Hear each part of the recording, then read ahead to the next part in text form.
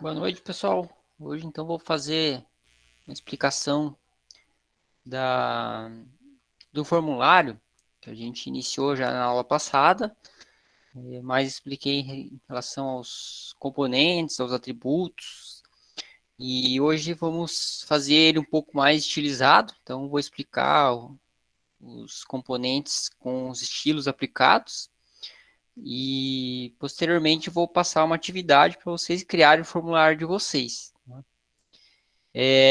Nesse daqui, então, eu apliquei no fundo da página, deixei o formulário com uma largura fixa, coloquei os campos todos alinhados, né, um tamanho para ficar todos alinhados. Não sei se vocês lembram, mas na aula passada ele não tinha tamanho padrão, então aqui ele está padronizado com o label e o campo embaixo, né? Aqui temos o grupo de seleções, tanto para checkbox quanto para rádio group, né? Aqui eu coloquei mais um botão limpar, que da aula passada não tinha. O limpar é apenas para resetar o formulário. E aqui também, depois eu vou explicar, eu tenho um campo lado a lado, então vocês podem fazer de repente lado a lado do formulário que eu passar, né? Então, os componentes são os mesmos que eu passei na aula passada, só que agora está estilizado. Tá? Em relação aqui, vou dividir a tela um pouquinho. Relação aqui, então, eu criei um estilo formulários, né? Depois eu vou explicando aqui cada estilo que foi aplicado.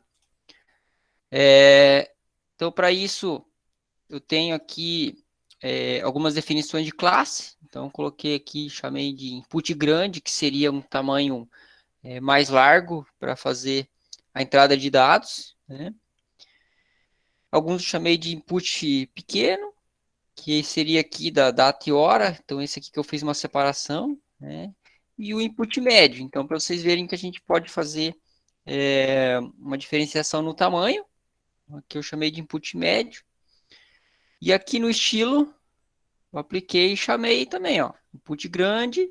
Então, o input grande ele vai ter 600 pixels de largura. O input médio de 400 e o pequeno de 200. Né? Por isso que ele fica aqui uma divisão, dá para enquadrar.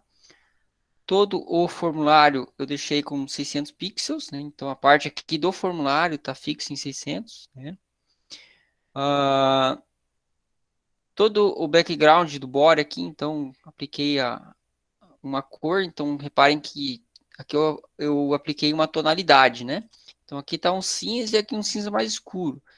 Então a ideia também não é fazer algo totalmente chamativo, mas o formulário em si de vocês forem fazer, é interessante manter uma cor que não chame tanto atenção, uma cor forte, né?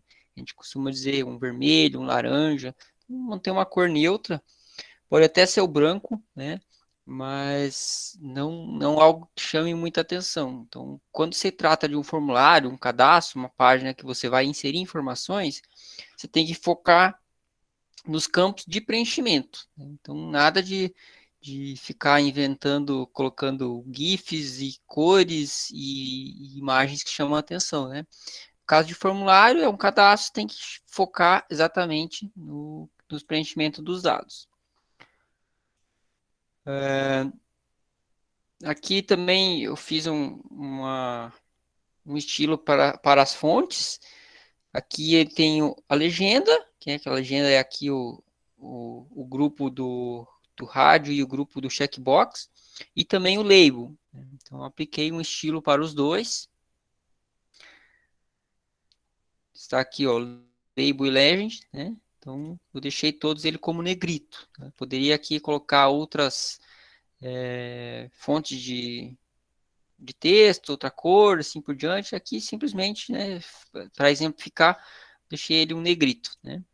Botão também, então fiz um estilo totalmente do botão diferente, ó. Ele transforma o uppercase é para transformar tudo de minúsculo para maiúsculo.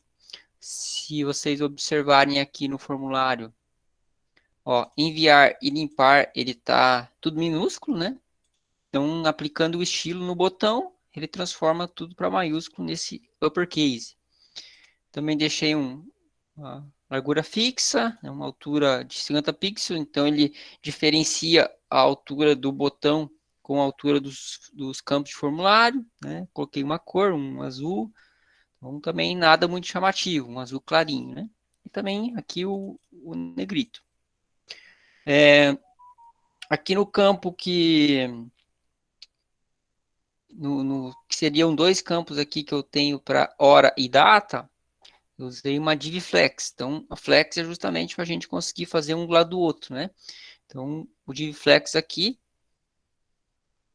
no formulário, chamei aqui, e daí eu fiz um para o horário e outro para a data, né? Fiz apenas uma div para cada um. Então, através dessas duas divs aqui, dentro do DivFlex, eu consigo colocar um do lado do outro. Tá? O que mais que eu poderia falar? Então, daí os estilos,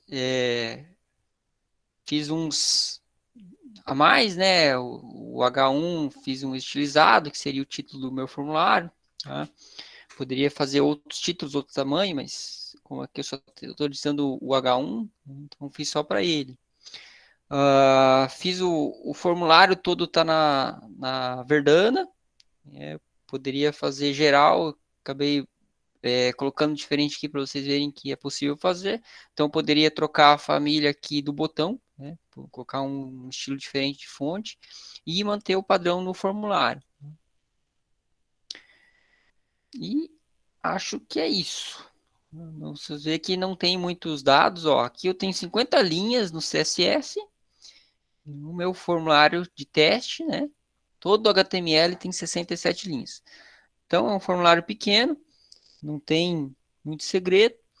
E o exercício que eu passar para vocês, eu vou passar um modelo de formulário, eu vou passar as informações que eu quero, e daí vocês vão decidir, vão definir o tamanho dos campos, se vocês querem diminuir, querem colocar lado a lado, querem colocar, seguir aqui embaixo do outro, né? Então a ideia é vocês modificarem o arquivo aqui, mas colocando as informações que eu for pedindo. Tá? Então, no formulário que eu vou passar de exemplo no exercício, vai ter as informações requeridas que eu quero que apareçam, e vocês vão montar o estilo do formulário de vocês. Montar o estilo seria tanto para o CSS, o arquivo deles, quanto o layout, tá? A disposição dos campos, lado a lado ou abaixo. Então, vocês estão trabalhando também com um pouco de design, né? Existe uma disciplina que trata exatamente a questão de design do usuário. Tá? Então, existe inúmeros artigos, publicações que tratam exatamente da forma que você deve criar um sistema de forma intuitiva ao usuário, né? Isso tanto para web quanto para desktop.